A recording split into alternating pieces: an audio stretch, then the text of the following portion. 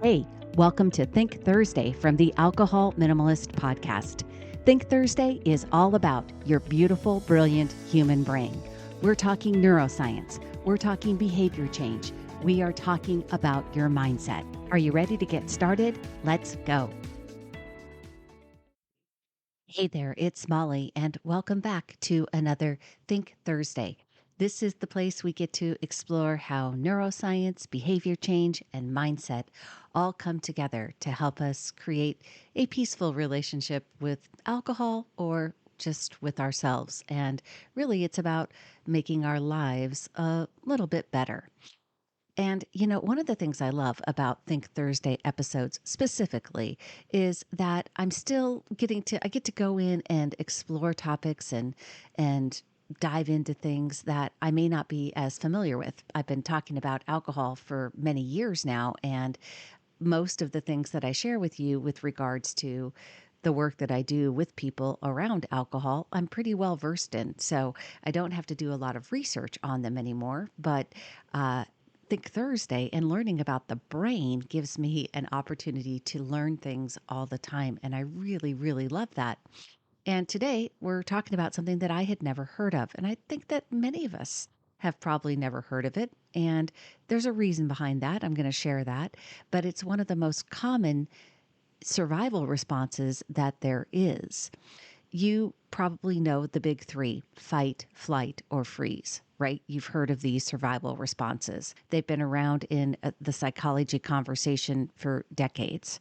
But there is a fourth, lesser known, often harder to spot because it's praised instead of questioned with regards to trauma response. And it's called the fawn response. It's what happens when your nervous system decides the safest way to protect yourself is to keep other people happy. This one is personal for a lot of us because it can run silently in the background for years, affecting our relationships, our boundaries, and yes, even our drinking choices, without us realizing it's a survival strategy at all. So today I'm explaining what fawning is, where it comes from, why it's often invisible, and how you can begin to spot it and shift it in your own life. So let's dive in. When your brain perceives a threat, a real or an imagined one, your nervous system jumps into action without asking your permission, right? That's the survival mode. That's why fight gets you ready to confront danger, right? We're going to stay, we're going to fight. Flight urges you to get away as fast as you possibly can. All of these things cause that spike in adrenaline and our hearts start racing, right? Our body's preparing. And freeze helps you go still, hoping the danger passes. People often use the catchphrase caught like a deer in the headlights, right? Because deers freeze when they see that. It's their survival response. They freeze, hoping the danger passes. And these responses evolved for physical threats, but your brain can't always tell the difference between a predator in the bushes and a tense conversation with your boss, which is why you get those fight, flight, or freeze responses. It's in any type of moment where you feel threatened or where your brain feels threatened. And that can even be a moment where you feel judged in a social setting, right? It's why we have these survival responses. The fawn response is when your nervous system decides that the safest path isn't to fight, it isn't to run or flight, and it isn't to freeze, but to appease, to fawn. It's the instinct to people please as protection. It's moving toward the threat instead of away from it, with the goal of keeping that threat happy enough not to harm you. Therapist Pete Walker, who coined the term the fawn response in the early 2000s, that's how long it's been around, just since the early 2000s, describes it this way. I have named it the fawn response, the fourth F in the fight, flight, freeze, fawn repertoire of instinctive responses to trauma. And here's the part that really hits home. In his work with trauma survivors, Walker writes, the child relinquishes the fight response, deletes no from her vocabulary. Flight exacerbates the danger. Freeze doesn't protect. So the child learns to fawn her way into the relative safety of becoming helpful. In other words, fawning becomes a survival skill when the other options don't feel safe or possible. What does fawning look like? What does this mean? What am I talking about really when people are using it is as a trauma response?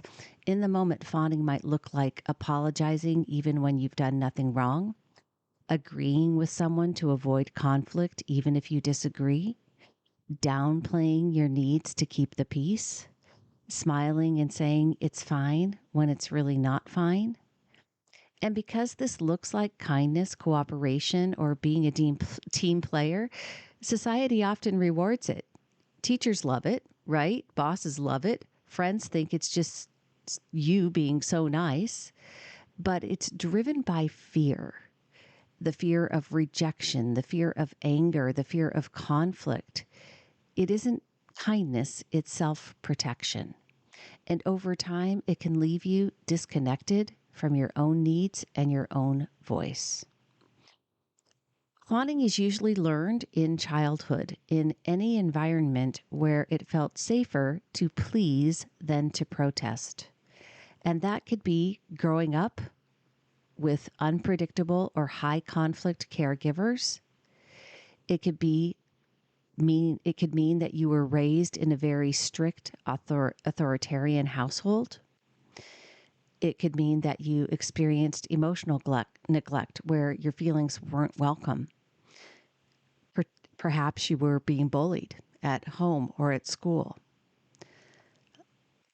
Potentially, you could have been someone who was living with chronic family stress or illness where you learned not to add to the load. And being part of a cultural or religious environment where disagreement meant shame or exclusion. I have to tell you, I read through that list and I have talked to so many of you, so many of my clients, so many of my listeners, so many of my Facebook group members who share stories of their past that include many of these pieces. Being raised by strict authoritarian parents, living with chronic family stress or illness where you learned not to add to the load, being part of a religious environment, right? What I think is really important about that is that it's very common. And we're not talking, big T, capital T trauma necessarily. We're talking about a very common historical background, but still a learned response. And the thing that's important about this response is that even if the original danger is long gone, your nervous system may still be running that same old program automatically. Why have you never heard of the fawn response? I had never heard of it. It's newer to the conversation, as I mentioned. Walker introduced the term in the early 2000s, and that's basically yesterday in psychological research terms. Second reason is that it really hides in plain sight. Fawning looks like good behavior, and it's rewarded. And because it doesn't disrupt or threaten anyone, it's easy to overlook even by therapists.